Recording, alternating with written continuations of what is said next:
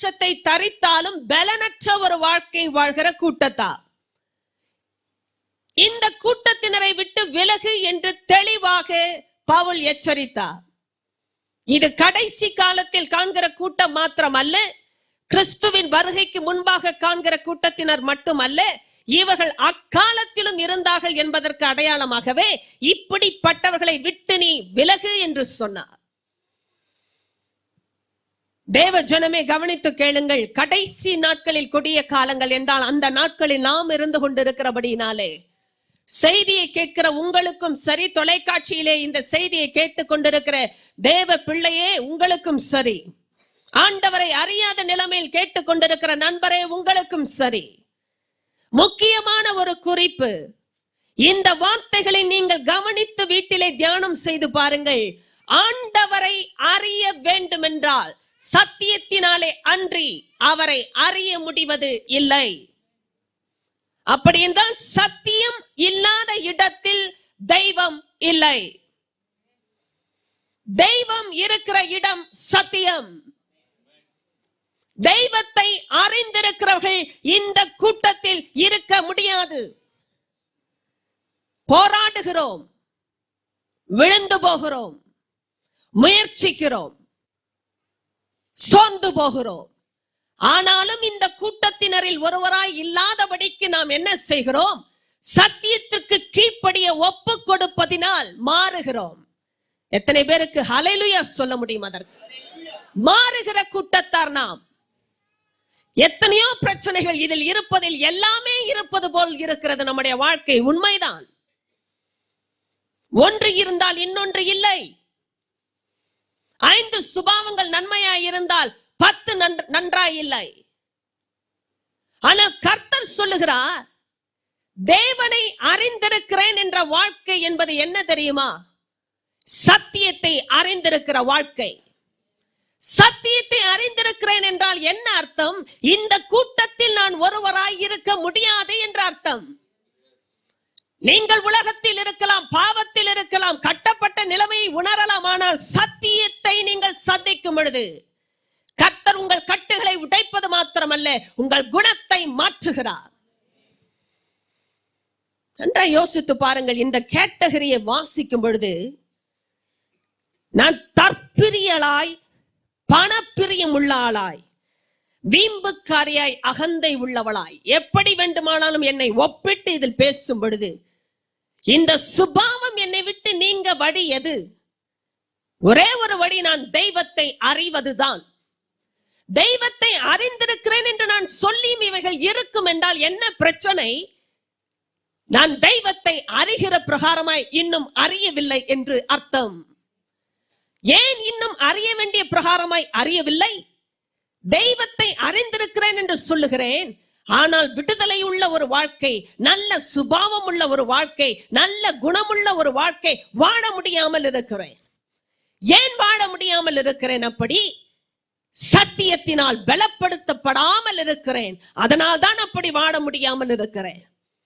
ஒரு மனுஷனுக்கு சத்தியம் கொடுக்கப்படுகிற இடத்தில் தான் தெய்வம் வெளிப்படுகிறார். அவருடைய பெயர் தான் இயேசு கிறிஸ்து.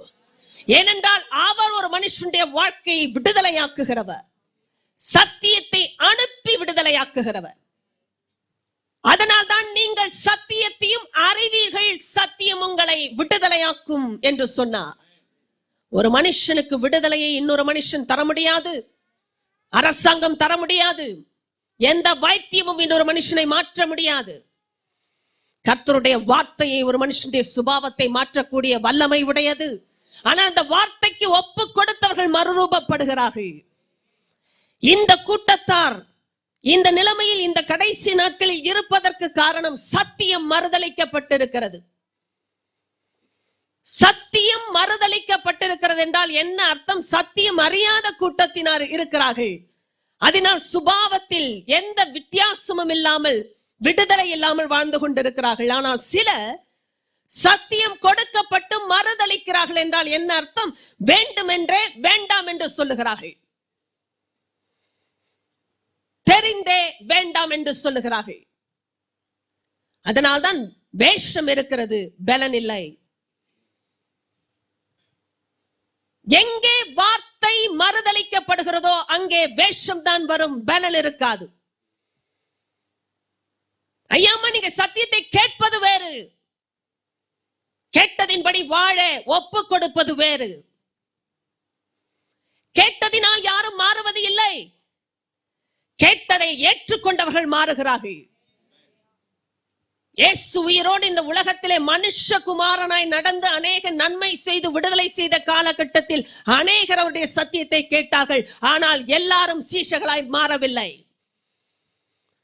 ரட்சிப்பு உலகத்திற்கு வந்து 2000 வருடங்கள் கடந்து கொண்டிருக்கிறது, கடந்து விட்டது.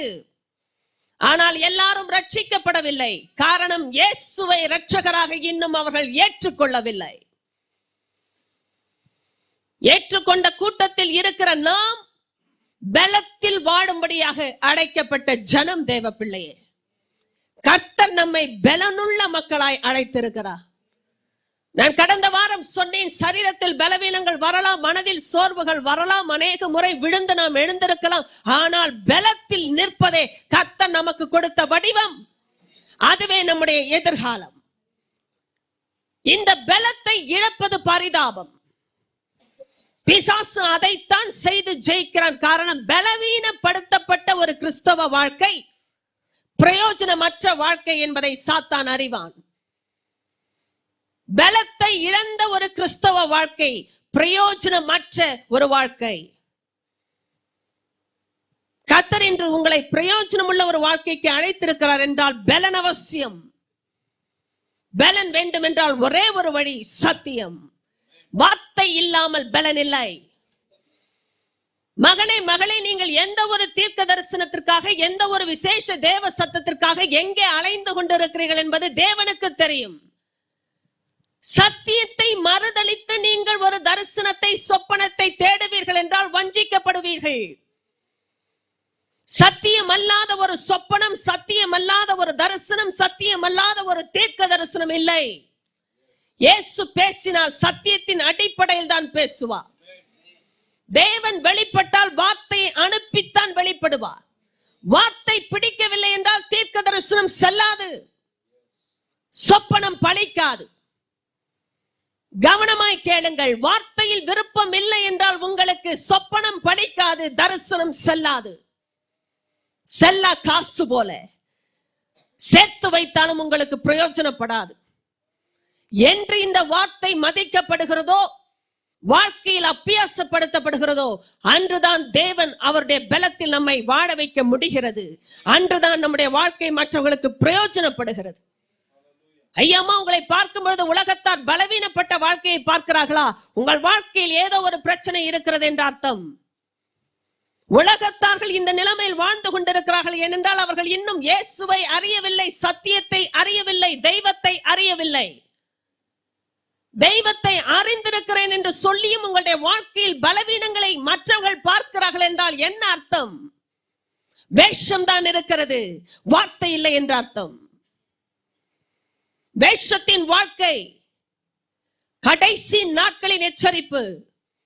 ஆண்டவர் அந்த முகத்திரைகளை கிழிக்க விரும்புகிறார், கிழித்தும் காட்டுகிறார். இந்த சபையில் அது நடக்கிறது. ஆண்டவரை அல்லாமல், அவருடைய வார்த்தையை அல்லாமல் போடப்பட்ட முகத்திரைகள் கிழிக்கப்படும், வேஷங்கள் வெளியாக்கப்படும். ஏனென்றால் அவருடைய வார்த்தை செயல்படுகிற இடத்தில் அவருடைய ஆவியானவர் செயல்படுகிறார். அவர் எல்லாவற்றையும் அறிகிறவர். கவனித்து கேளுங்கள். இந்த வார்த்தையின் விசேஷம் இந்த நாளிலும் நான் தொடரப் போகிற ஒரு முக்கிய குறிப்பு. 6-7 வசனங்களில் கடந்த வாரத்திலிருந்து பேசினேன். பாவங்களால் நிறைந்து பற்பல இச்சைகளால் இழுப்புண்டு எப்போதும் கற்றாலும் ஒருபோதும் சத்தியத்தை அறிந்து உணராதவர்களாயிருக்கிற பெண் பிள்ளைகளுடைய வீடுகளில் இப்படிப்பட்டவர்கள் நுழைந்து அவர்களை வசப்படுத்திக் கொள்ளுகிறார்கள். அப்படி என்றால் ஆண்களுடைய வாழ்க்கையில் பாவங்கள் நிறையாதா, இச்சைகள் நிறையாதா என்று கேள்விகள் கேட்க கூடாது. இரு தரத்தாருக்கும் பொருந்தின ஒரு சத்தியம். ஆனால் விசேஷமாக சத்தியம் பெண் பிள்ளைகளை குறித்து எச்சரிக்கிறது. இப்படிப்பட்ட பெண்கள் தங்களுடைய வாழ்க்கையிலே வீடுகளை திறந்து கொடுக்கிறவர்கள். கவனிங்கள், நான் எப்படிப்பட்டவர்களுடைய வீடு, என்பதை குறித்து பேசுவதற்கு முன்பாக இந்த நாளிலே எப்படிப்பட்டவர்கள் நுழைகிறார்கள் என்பதை குறித்து பேச போகிறேன். எப்படிப்பட்டவர்களுடைய வீடு என்பதை நாம் பிறகாக தியானிப்போம். ஆனால் எப்படிப்பட்டவர்கள் நுழைகிறார்கள், இப்படிப்பட்டவர்கள் நுழைந்து கவனித்து கேளுங்கள். ரட்சிக்கப்பட்டும் சத்தியத்தை கேட்கிற நிலைமையில் இருந்தும் ஒரு வேறு பிரிக்கப்பட்ட வாழ்க்கைக்குள் வராதவர்கள், கவனித்து கேட்டீர்களா? இயேசுவை ஏற்றுக்கொண்டிருக்கலாம், அவரே தேவன் என்று அறிந்திருக்கலாம், சத்தியத்தையும் கேட்டு நீங்கள் அந்த சத்தியத்தின் வல்லமையை கூட புரிந்தவர்களாய் இருக்கலாம். ஆனால் வேறு பிரிக்கப்பட்ட வாழ்க்கை, உலகத்திற்கும் நமக்கும் வித்தியாசம் வர வேண்டும். உலக மக்களுடைய வாழ்க்கை முறைக்கும் நம்முடைய வாழ்க்கை முறைக்கும் வித்தியாசம் உண்டு. இதை அறிய வேண்டும் என்றால் நீங்கள் வசனத்தை அறிந்தால் தான் முடியும். எப்படி நான் வேறுபட்ட வாழ்க்கையை, பிரித்தெடுக்கப்பட்ட வாழ்க்கையை இந்த உலகத்தில் வாழ முடியும் என்றால் ஒரே ஒரு வழி, அவர் சொல்வதை நீங்கள் கவனிக்க வேண்டும். வித்தியாசத்தை கொடுக்கிறவர் சொல்லுகிறார், எப்படிப்பட்டவர்கள் நுழைந்தார்கள். இந்த 5 வசனங்களிலும் சொல்லப்பட்ட ஜனங்கள், நன்றாய் கவனியுங்கள். நான் ஆச்சரியப்படுகிற விஷயம், உலகத்தார்கள், உலக வழியில் ஜீவிக்கிறவர்கள், பாவத்தினால் நிறைந்தவர்கள், பாவத்தினால் நிறைந்தவர்களுடைய வீடுகளுக்குள் நுழைகிறார்கள். வேஷத்தை தரித்து அந்த தேவ பக்தியின் பலனை மறுதளிக்கிறவர்கள் நுழைகிறார்கள். எல்லார் வீட்டிற்கும் எல்லாரும் நுழைய முடியாது. நுழைவது என்பதே வித்தியாசமான வார்த்தை. நன்றாய் கவனிங்கள். நுழைவது என்றால் என்ன அர்த்தம்? ஆங்கில வேதாகமத்திலே நான் கடந்த முறை சொன்னேன், they worm their way into their homes. அப்படி என்றால் நுழைவது என்றால் வித்தியாசமான வார்த்தை. கவனிங்கள், கர்த்தர் தெளிவாக பேசி இருக்கிறார். நான் அதை குறித்து ஆலோசித்தேன். ஆண்டவரே, தமிழில் எல்லா வார்த்தையும் ஒரே அர்த்தமுடையது அல்லவா? நுழைவதும் போவதும் ஒரே வார்த்தை அல்லவா? இல்லை. தேவன் பேசும் பொழுது அது வித்தியாசமான வார்த்தை. அது தேவனுடைய வார்த்தையில் தான் விளங்குகிறது. கவனித்து கேளுங்கள். நம்முடைய சபையிலே கர்த்தர் சில மாதங்களுக்கு முன்பாக வசனத்தை சொன்ன பொழுது ஒரு பிரவேசிக்கிற காரியத்தை குறித்து பேசினார். பிரவேசிக்கிற காரியம் லூக்கா 13வது வசனம், உங்களுடைய நினைப்பூட்டுதலுக்காக நான் பேசுகிறேன். 24வது வசனம். வசனத்தை கவனித்து கேளுங்கள். இடுக்கமான வாசல் வழியாய் உட்பிரவேசிக்க பிரயாசப்படுங்கள். கவனிங்கள்,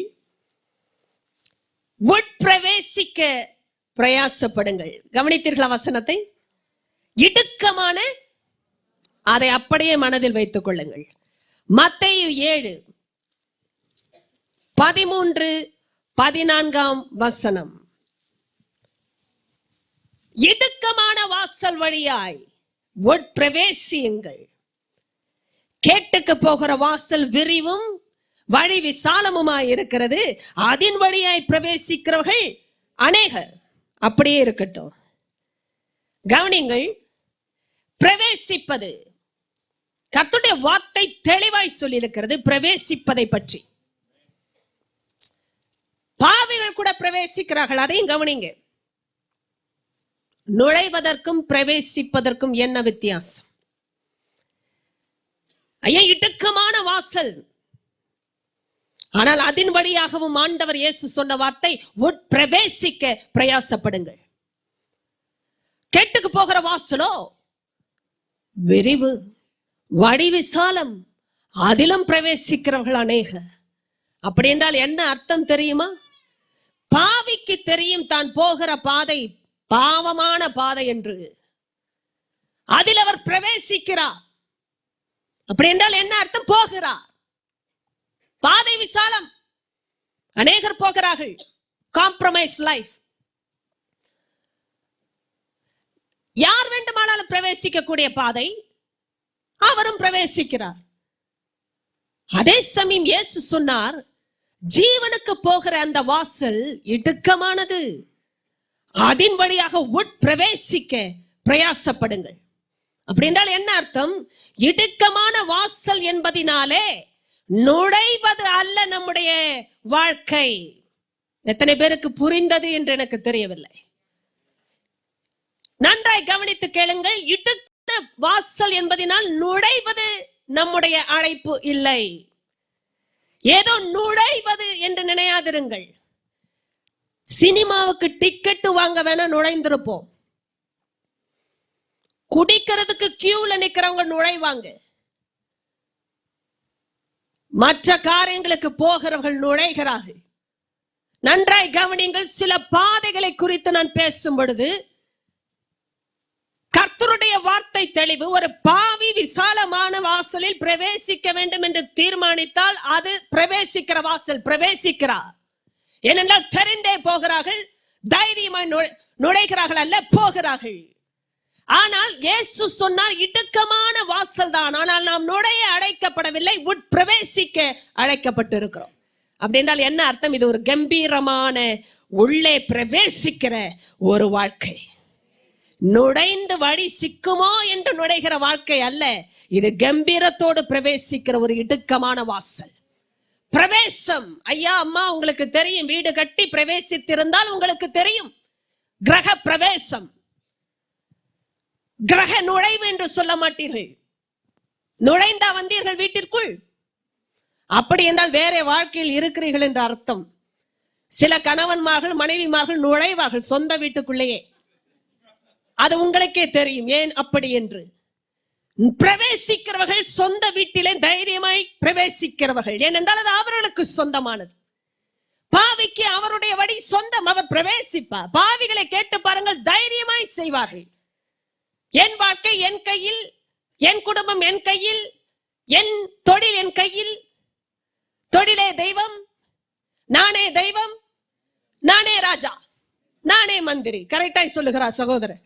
அப்படி என்று அவர்களாகவே செய்வார்கள், பிரவேசிப்பார்கள். இயேசு சொன்னார், அவருக்கு அவருடைய பிரவேசம் சரியானது. ஆனால் பிரச்சனை முடிவை பற்றினது. அது மரணத்தின் முடிவு. அவ்வளவுதான். அதை தெரிந்து கொள்வது ஞானம். ஆனால் இடுக்கமான வாசலில் யாரும் நுழைய அழைக்கப்படவில்லை, உட்பிரவேசிக்க அழைக்கப்படுகிறார்கள். அது ஒரு கம்பீரமான பிரவேசம் சகோதரி. அது ஒரு கம்பீரமான பிரவேசம் சகோதரா. இயேசுவை பின்பற்றுவது ஏதோ நுழைந்த வாழ்க்கை என்று நினையாதிருங்கள். இடைவெளியில் நுழைகிறவர் இயேசு அல்ல, இடம் கொடுத்தால் வருகிறவர் அவர்தான் இயேசு. வாசப்படியில் நின்று கதவை தட்டுகிறேன், ஒருவன் என் சத்தத்தை கேட்டு கதவை திறந்தார், நான் உள்ளே வந்து அவனோடு போஜனம் பண்ணுவேன். ஒழுங்கா வருகிறவர் ஆண்டவர். ஒளித்து மறைத்து நுழைகிற வழி அவருடைய வழி அல்ல.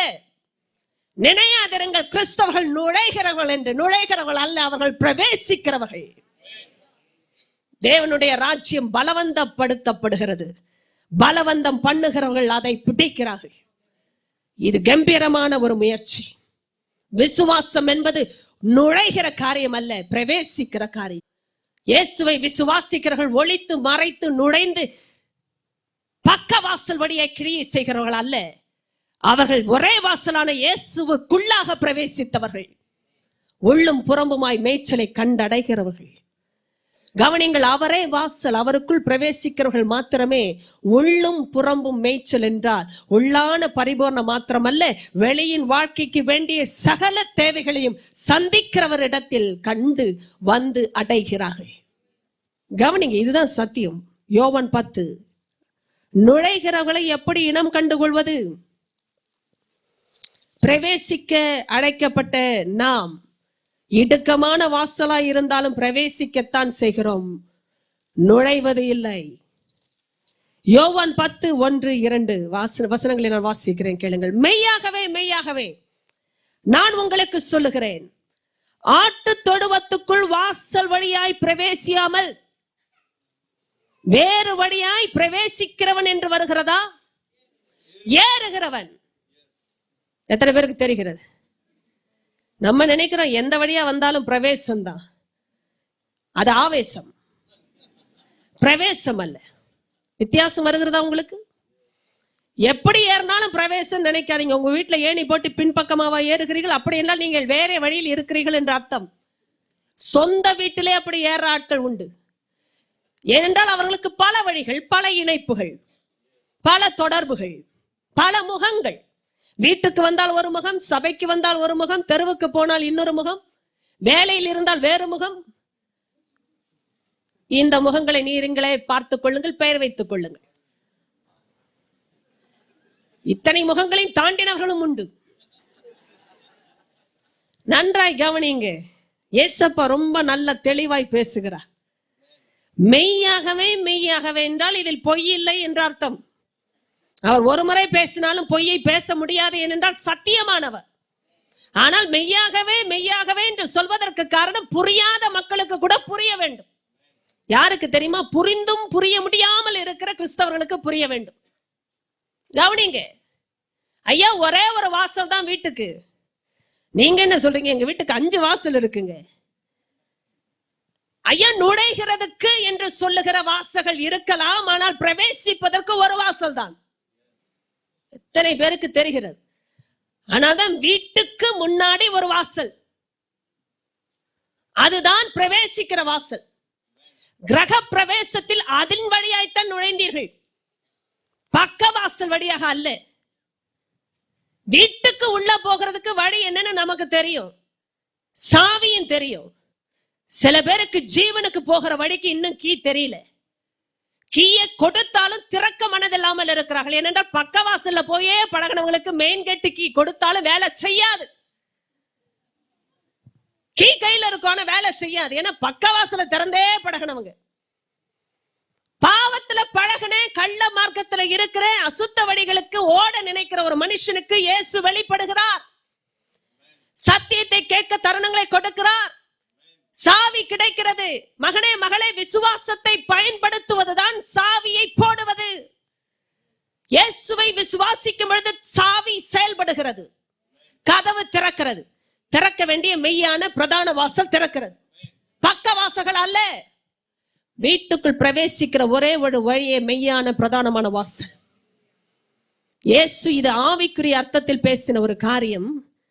ஆட்டு தொழுவத்திற்குள் வாசல் வழியாய் பிரவேசியாமல் ஒழுங்கான உண்மையான உத்தமமான வழியில வராம வேறு வழியாய் ஏறுகிறவன் கள்ளனும் கொள்ளைக்காரனுமா இருக்கிறான். இந்த காலத்து திருடர்கள் வாசல் வழியாகவே நுழைகிறார்கள். இது பிரவேசம் அல்ல. நான் சொன்னது போல ஆவேசம். எப்படியாவது திருட வேண்டும், அதற்காக அவர்கள் நுழைகிறார்கள். பிரவேசம் வேறு, பிரவேசிப்பது கம்பீரமான ஒரு உட்பிரவேசிக்கிற காரியம். இயேசு இதைத்தான் சொன்னார். வாசல் வழியாய் பிரவேசிக்கிறவனோ ஆடுகளின் மேய்ப்பனாய் இருக்கிறான். ஆடுகளின் மேய்ப்பன் வாசல் வழியாகத்தான் பிரவேசிப்பார். ஏனென்றால் அவர் ஆடுகளின் மேய்ப்பன். சகோதர சகோதரி கவனிங்க, மேய்ப்பர்கள் வாசல் வழியாகத்தான் பிரவேசிப்பார்கள். மேய்ப்பர்களுக்கு என்று ஒரு கம்பீரமான பிரவேசித்தல் உண்டு. மேய்ப்பர்கள் உங்களை கட்டுப்படுத்த மாட்டார்கள். மேய்ப்பர்கள் உங்களை ஓட்டிக்கொண்டு போக மாட்டார்கள். மேய்ப்பர்கள் உங்களை விரட்டவும் மாட்டார்கள். மேய்ப்பர்கள் உங்களை நடத்துவார்கள், உங்களுக்கு முன் செல்வார்கள். அந்த சத்தத்தை கேட்டு பின்தொடர்கிற வேலை ஆடுகளுக்கு உரியது. இதைத்தான் ஆண்டவர் அழகாய் சொன்னார். 3வது வசனம், வாசலை காக்கிறவன் அவனுக்கு திறக்கிறான். நன்றாய் கவனிங்க. வாசலை எத்தனை வாசல்கள் உண்டு? ஒரே வாசல். அதை காக்கிறவன் திறக்கிறான். காரணம், சரியான நிலைமையில வருகிற மேய்ப்பர் வாசலுக்குத்தான் வருகிறார். அந்த வாசலை காக்கிறவன் அவருக்கு திறக்கிறான். இப்பொழுது நடக்கிற விஷயத்தை நான் சொல்லுகிறேன். ஆடுகளும் அவன் சத்தத்துக்கு செவி கொடுக்கிறது. அவன் தன்னுடைய ஆடுகளை பேர் சொல்லி கூப்பிட்டு அவைகளை வெளியே நடத்தி கொண்டு போகிறான். ஹல்லேலூயா. கவனிங்க. யூதா தேசத்திலே, யூதேயா நாட்களில், அந்த பட்டணத்திலே, இந்த தேசத்திலே மேய்ப்பர்கள் ஒரு நாளும் ஆடுகளுக்கு பின்பாக போவது கிடையாது. இந்த நாட்களில் ஆடுகளை மேய்த்ததை செய்தவர்களும் பார்த்தவர்களும் வித்தியாசமாக புரிந்து கொள்வீர்கள். அதனால் சத்தியம் ஏன் இந்த நிலைமையில் எழுதப்பட்டிருக்கிறது என்பதை நாம் அறிய வேண்டும். யூதேய தேசத்திலே மேய்ப்பர்கள் ஒரு நாளும் ஆடுகளுக்கு பின்பாக போவது கிடையாது, ஆடுகளுக்கு முன்பாக போவார்கள். நம்ம வாழ்ந்த உலகத்துல ஓட்டியே பழக்கணவங்க நம்ம. ஏனென்றால் நம்மையும் ஓட்டியே வளர்த்தார்கள். குச்சி வச்சு ஓட்டுறது, கல்லு வச்சு அடிக்கிறது. பிள்ளைகளை வளர்க்க இப்படியும் டெக்னிக்ஸ் நம்ம ஊர் பெற்றோர்களை கேட்டால்தான் தெரியும். கவனிங்கள், ஓட்டப்பட்டே வளர்ந்த உலகம் நம்ம வாழ்க்கை. ஓடி ஓடியே பழகினவங்க. நான் யோசிப்பேன், இந்திய தேசத்து மக்களின் வாழ்க்கையில் இருக்கிற ஓட்டம், எதற்கெடுத்தாலும் ஓட்டம். நம்ம நார்மலா எதையும் செய்ய படிக்கல, மெதுவாக செய்ய அறியவில்லை. காரணம், திரளான ஜனங்கள் மத்தியிலேயே, போட்டியிலேயே, குழப்பத்திலேயே பிறந்து வளர்ந்தவர்கள் நாம். அநேக சத்தங்களை கேட்டு வளர்ந்தவர்கள் நாம். தெளிவான அமர்ந்த சத்தத்தை கேட்டு பழக்கமில்லை. அதிர்ந்து பேசினால்தான் கொஞ்சம் போனது போல் இருக்கும். வேகமாக அடித்தால்தான் யாரோ இருப்பது போலாகவாவது தெரிய வரும். 10 தடவை சுத்தி அடித்தால்தான் நம்ம நகர வேண்டும் என்றே தோன்றும். அப்படிப்பட்ட சத்தத்தின் மக்கள் நாம். கர்த்தர் சொல்லுகிற வார்த்தை வேறு. இந்த வித்தியாசத்தை கேட்டு பழகின ஆடுக்குத்தான் தன் மேய்ப்பனை பற்றி தெரியும் என்று அர்த்தம். அநேக சத்தங்கள் இருக்கலாம் சகோதர சகோதரி, உங்களுக்கு உங்களுடைய மேய்ப்பனின் சத்தம் தெளிவாக தெரிய வர வேண்டும். அது தெரிய வந்தே ஆகும். ஏனென்றால் அந்த ஆட்டுக்குரிய மேய்ப்பனை அந்த ஆடு அறியும்.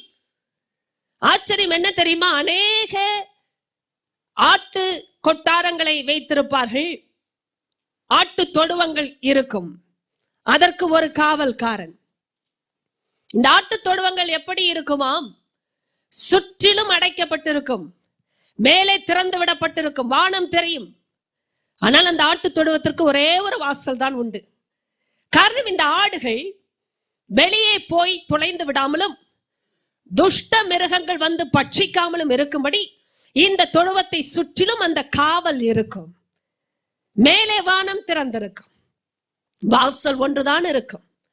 இந்த தொழுவத்திற்குரிய மேய்ப்பன் வாசலில் வந்து நிற்பார். அப்போது வாசலை காக்கிறவன் திறக்கும் பொழுது இந்த ஆடுகளை அவர் பெயர் சொல்லி கூப்பிடுவாராம். அவருடைய சத்தத்துக்கு பழகின அவருடைய ஆடுகள் மட்டும் அவர் பின்னாக போகும். என்ன ஆச்சரியம்! எவ்வளவு அழகா பேசியிருக்கிறா பாருங்கள். 4வது வசனம், அவன் தன்னுடைய ஆடுகளை வெளியே விட்ட பின்பு அவைகளுக்கு முன்பாக நடந்து போகிறான். ஹல்லேலூயா! நன்றாய் கவனிங்க. யாராவது உங்களை பின்பாக இருந்து விரட்டினால் அவர் மேய்ப்பன் அல்ல. ஓடு ஓடு ஓடு ஓடு, செய், சாப்பிடு, உட்காரு, அது மேய்ப்பனுடைய வேலை அல்ல. கவனிங்க, உங்களை ஓட்டுகிற வேலை மேய்ப்பனுடையது அல்ல, உங்களை நடத்துகிற வேலை மேய்ப்பனுடையது. இயேசு என்றும் நடத்துவார், ஒருவரையும் விரட்ட மாட்டார்.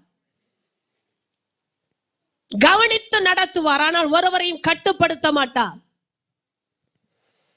ஆடுகள் அவன் சத்தத்தை அறிந்திருக்கிறபடினால் அவனுக்கு பின் செல்லுகிறது. சகோதர சகோதரி, உங்களுடைய மேய்ப்பனுடைய சத்தம் உங்களுக்கு தெரியுமா? மேய்ப்பனுடைய குரல் உங்களுக்கு பரிச்சயமாக இருக்கிறதா? அந்த குரலுக்கு உங்களை நீங்கள் பழக்கி கொண்டிருக்கிறீர்களா? எத்தனை சத்தம் உலகத்தில் கேட்டாலும், எத்தனை மற்ற மேய்ப்பர்களின் சத்தத்துக்கு அவர்களுடைய ஆடுகள் போனாலும், அந்தந்த ஆட்டிற்கு அவனுடைய மேய்ப்பனை தெரிய வந்தது. பிரியமானவர்களே, கர்த்தர் சபைக்கு மேய்ப்பர்களை வைத்தார் என்றால் அவரே பிரதான மேய்ப்பன், நாங்கள் அல்ல. பிரதான மேய்ப்பன் அவரே. ஆனால் அந்த மேய்க்கிற வேலைக்கு உத்தரவாதிகளாய் அவருடைய அதிகாரத்திற்கு கீழாக போதகர்களை அவர் ஏற்படுத்தி இருக்கிறார். காரணம், மேய்ச்சலை கொடுக்க வேண்டும், சரியான மேய்ச்சலை ஆடுகளுக்கு கொடுக்க வேண்டும், சரியான தீனியை தண்ணீரை கொடுக்க வேண்டும், பாதுகாப்பை கொடுக்க வேண்டும். அது மேய்ப்பனுடைய கடமை. பிரியமானவர்களே, உங்களுடைய வாழ்க்கை மேய்ப்பனுடைய சத்தத்திற்கு இணைக்கப்பட்டிருக்கிற ஒரே ஒரு வழி சத்தியத்தின் வழி.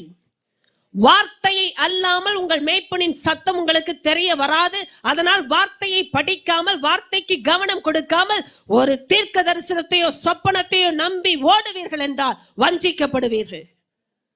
ஏன் வஞ்சிக்கப்பட வேண்டும்? கவனித்து கேளுங்கள். ஏன் வார்த்தையை இல்லாமல் ஓடுகிறவர்கள் வஞ்சிக்கப்படுவார்கள்? இதனை பிரசங்கம் பண்ணுவதற்காக செய்யவில்லை, இதுதான் சத்தியம். மத்தேயு 7க்கு திரும்பி வாருங்கள், உங்களுக்கு சில குறிப்புகள் உண்டு. 15வது 16வது வசனம். கள்ள தீர்க்கதரிசிகளுக்கு எச்சரிக்கையாயிருங்கள். அவர்கள் ஆட்டுத்தோலை போர்த்து கொண்டு உங்களிடத்தில் வருவார்கள், உள்ளத்திலோ அவர்கள் பட்சிக்கிற ஓநாய்கள். 16, அவர்களுடைய கனிகளினாலே அவர்களை அறிவீர்கள். முட்செடிகளில் திராட்சை பழங்களையும் முட்பூண்டுகளில் அத்தி பழங்களையும் பறிக்கிறார்களா? கேளுங்க, பறிப்போமா? முட்செடியில போய் என்றாவது திராட்சை பழங்களை பறித்தோமா? பறிப்பீர்கள் என்றால் கனவு உலகத்தில் இருக்கிறீர்கள் என்ற அர்த்தம். பகல் கனவு காணுகிறீர்கள் என்ற அர்த்தம். கையில் முள் குத்தினது, ஆனால் வாயில் போனது திராட்சை பழம் என்று சொல்வீர்கள் என்றால் பொருந்தவில்லை வார்த்தைகள். கை குத்தினது, அவள் பேசும் பொழுது ஏதோ எனக்கு தெரிந்தது, அவள் வீட்டுக்கு சென்ற பொழுது அவளுடைய வாழ்க்கை முறையில் ஒன்று வந்தது, அவருடைய கனிகளை பார்க்கும் பொழுது வித்தியாசம் தெரிகிறது, ஆனாலும் திராட்சை பழம் கொடுக்கிறாங்க,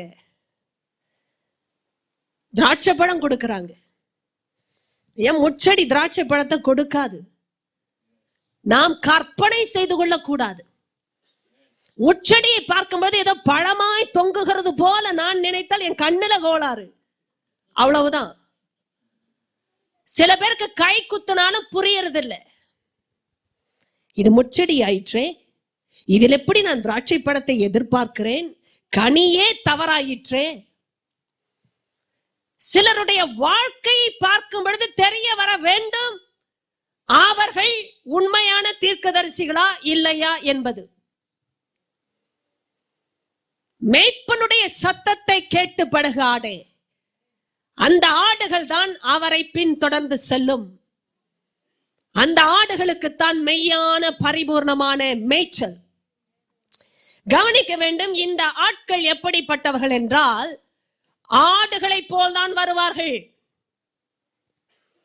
இப்பொழுது நுழைவை பற்றி உங்களுக்கு புரிந்திருக்கும் என்று எனக்கு தெரிகிறது. பக்கவாசலில் ஏறுகிறவன் கள்ளனும் கொள்ளைக்காரனுமாய் இருக்கிறானே, இப்படி நுழைகிறவர்கள் தான் இந்த விதமான ஜனங்கள். இவர்கள் நுழைகிறார்கள். நுழைகிறார்கள் என்றால் என்ன அர்த்தம்? இடைவெளி கிடைத்தாலும் நுழைந்து விடுவார்கள். அழகா பிரதர் போய்கொண்டே இருக்கிறார் பழமொழியில். கவனித்து கேளுங்க, இடைவெளி கிடைத்தால் போதும் நுழைந்து விடுவார்கள். போதகர்கள் அப்படி நுழைய மாட்டார்கள். எத்தனை பேருக்கு புரிகிறது? சந்தர்ப்பம் கிடைச்சா போதும் பிடித்துக் கொள்ளுகிறார்கள். கொஞ்சம் நான் சபைக்கு போனால் என்னை ஓடி வந்து பிடிக்கிறார்கள். யாரும் அப்படி உங்களை பிடிப்பதில்லை. பிடித்திருந்தால் சொல்லுங்கள். நுழைகிற வேலை போதகருடைய வேலை அல்ல, பிரவேசம் அவர்களுடையது. அழைத்தால் வருவோம், கேட்டால் கொடுப்போம். ஆலோசனை வேண்டும் என்று வந்தால் கிடைக்கும். அழைத்தீர்கள் என்றால் வருவோம். ஓடி போய் யாரையும் பிடிப்பதில்லை, விரட்டுவதில்லை, கட்டுப்படுத்துவது இல்லை. வழி நடத்த உங்களுக்கு நாங்கள் காட்டுவோம். இதுதான் சத்தியம். இப்படித்தான் இருந்தால் விடுதலை, ஜீவன், நித்திய வாழ்வு, சமாதானம் என்று வழியை காட்டுவோம். ஆனால் உங்களை வலுக்கட்டாயப்படுத்தி கட்டுப்படுத்துவது இல்லை. அதுதான் மேய்ப்பனின் வேலை. ஆனால் இந்த கள்ள தீர்க்கதரிசிகள் எப்படி வருவார்கள்? ஆட்டுத்தோலை போத்து கொண்டு வருவார்களாம். ஏனென்றால் தோற்றத்தில் அவர்கள் ஆடுகள், உள்ளத்திலோ பட்சிக்கிற ஓநாய்கள். கவனிங்கள், ஒரு ஆடு இன்னொரு ஒரு ஆடு புசிக்க வேண்டும் என்று இருக்கும் பொழுது கொம்பு வைத்தது இன்னொன்று அதை போன்று குத்தி கொண்டு இருக்கும். அதற்கும் சாப்பாடு இல்லை, இதற்கும் அவசியம் இல்லை. கவனித்தீர்களா? ஐயா, இன்னொருத்தருக்கு சத்தியம் அவசியம் இல்லாம இருக்கலாம், உங்களுக்கு அவசியம். கூட இருக்கிற ஆடு சும்மாதான் இருக்கு, பசி இல்லாம இருக்குன்னா அது ப்ராப்ளம். புரியுதுங்களா உங்களுக்கு? அவர்கள் என்ன இப்படியா இருக்கிறார்கள்? நன்றா இல்லையா? சிலருக்கு இது ஒரு பிரச்சனை. எப்பொழுதுமே இன்னொரு ஆட்டை வைத்தே ஓடுவார்கள். புரியுதுங்களா? அவங்க இல்லையா சபையில? என்றாவது வருகிறார்கள், எப்படியும் போகிறார்கள்.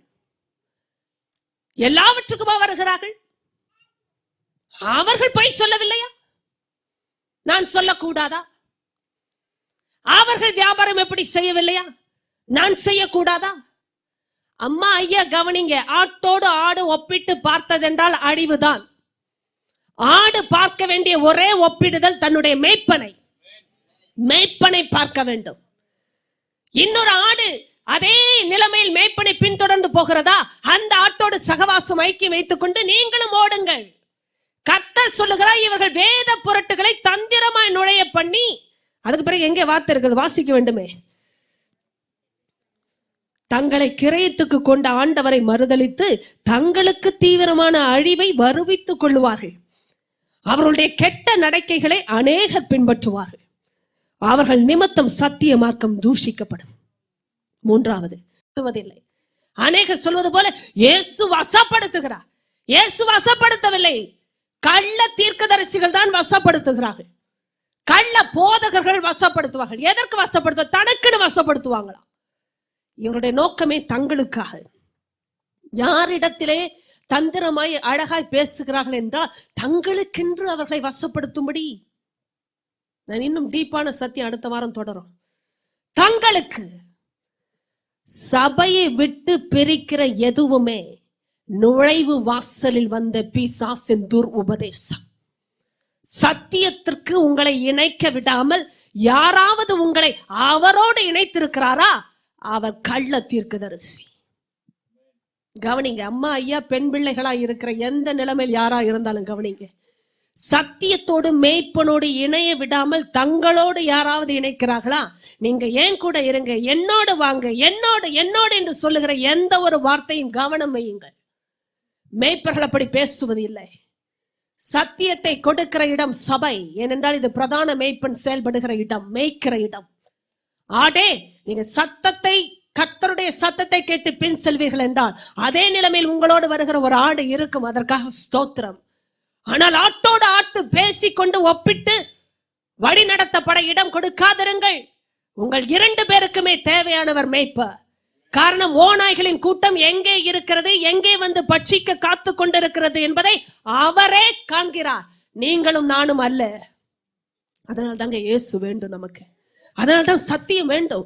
வீட்டிலே சென்று இந்த வார்த்தையை திரும்ப வாசித்து விட்டு அடுத்த வாரம் வாருங்கள். இடையில இருக்கிற வேதபாட வகுப்புக்கு வாருங்கள். ஐயா அம்மா, ஏன் சத்தியம் முக்கியம்? பாடம் கொடுக்க முடியாத ஆசீர்வாதங்களை இயேசு தருகிறார். வார்த்தை இல்லை என்றால் வாழ்க்கை இல்லை. பணம் இருந்தால் வாழ்க்கை என்று உலகம் சொல்லுகிறது. பணத்தாலேயே அழிந்து கொண்டிருக்கிறது. பணம் எல்லாவற்றுக்கும் உதவும், ஆனால் வார்த்தை உங்களை வாழ வைக்கும். கவனிங்கள், அதனால்தான் சத்தியம் அவசியம். எழுந்து நிற்கலாமா? ஆண்டவருடைய சமூகத்துல இந்த நுழைவு வாசலை நான் கண்டுபிடிக்கிறதுக்கு எனக்கு ஆண்டவரை கண்களை திறந்ததற்காக ஸ்தோத்திரம். இன்று ஆண்டவர் 2வது காரியத்தை வெளிப்படுத்தி இருக்கிறார். எப்படி நுழைகிறவர்களை நான் இனம் கண்டு கொள்வது? பக்க வாசலை கடந்த வாரம் காட்டி கொடுத்தவர் இன்று நுழைவு வாசலில் நுழைகிறவர்களை பற்றி காட்டி கொடுக்கிறார். ஆண்டவரே, நான் ஓநாய்களை எப்படி கண்டுபிடிப்பது ராஜா? தோலை பார்த்து நான் ஏமாந்து போனது உண்மைதான், ஆனால் உள்ளத்திலோ பட்சிக்கிற ஓநாயா இருக்கிறவரை நான் எப்படி அறிவது? ஆண்டவர் சொல்லுகிறார், அவர்கள் கனிகளினாலே அவர்களை அறிவீர்கள். Look for the fruits. கர்த்தருடைய ஆவியானவர் இந்த நாளிலே உங்களை சொன்ன தரிசனத்தின்படி உங்களை ஒப்புக் கொடுங்க. உடைய வாழ்க்கை நன்றாக இருக்கும். உங்களோடு இணைகிறவர்களை நீங்கள் வழி நடத்த முடியும். ஆண்டவருக்கு நேராக நீங்கள் கொண்டு வர முடியும். ஹல்லேலூயா. நன்றி என்று சொல்லுகிற ஆவியானவரே சொல்லுங்க, ஏசப்பா, நீங்க தான் எங்களுடைய பிரதான மேய்ப்பா. உங்க சத்தியத்தில் நான் இருக்கும் பொழுது ஒரு நாளும் கெட்டு போவது இல்லை ராஜா. கொடா கொடி நன்றி. நீர் எங்களோடு இடைப்பட்டு பேசுகிறதுக்காய் ஸ்தோத்திரம். ஹல்லேலூயா. நீரே எங்கள் தேவன், நீரே எங்கள் இரட்சகர். ஹல்லேலூயா. நீரே எங்கள் பரிகாரி. நன்றி. பரிசுத்த ஆவியானவரே, உமக்கு ஸ்தோத்திரம் அப்பா. ஆளுகை செய்யுங்க ஆவியானவரே, எங்களை ஆளுகை செய்யுங்கப்பா. நீங்க செய்யலனா எங்களுக்கு ஒன்றுமே தெரிய வராது. நீர் இருக்கும் பொழுது மட்டும்தான் ஞானம் எங்களுக்கு கொடுக்கப்படுகிறதப்பா. நீங்கள் வந்தால்தான் எங்க வாழ்க்கையில விடுதலையே வருது. இல்லை என்றால் நாங்கள் நினைத்துக் கொள்ளுகிறோம் ஐயா, அநேக முறை நினைத்துக் கொண்டோம், சரியானதை நாங்கள் அறியவில்லை. பரிசுத்த ஆவியானவரே, வெளிச்சத்தை கொடுக்கிறவரே, சகல சத்தியத்துக்குள்ளும் எங்களை நடத்துகிறவரே, நடத்துங்கப்பா. ஹல்லேலூயா. உமக்காகவே நான் வாழ்கிறேன், வணைந்திடும் உம் சித்தம் போ. கரங்களை வைத்து சொல்லுமா? ஹல்லேலூயா. உமக்காகவே நான் வாழ்கிறேன், வணைந்திடும் உம் சித்தம் போ. எனக்காக வாழாமல் உமக்காக வாழ்ந்திட, எனக்காக வாழாமல் உமக்காக வாழ்ந்திட உருவாக்குமே, உருவாக்குமே, என்னை உருவாக்குமே, உருவாக்குமே.